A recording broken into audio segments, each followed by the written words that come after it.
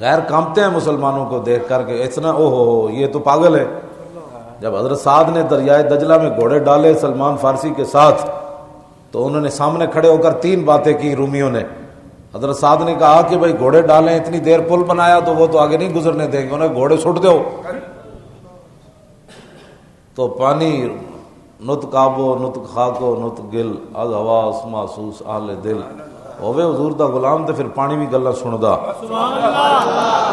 پھر دریا بھی باتیں سنتے ہیں۔ حضرت سعد کیا اسی پار جانا ہے، دریا نے کیا اسی پار جانا ہے، کیوں جانا ہے؟ انہوں نے کہا حضور دے غلام اس واسطے جانا ہے، اور کیوں جانا ہے؟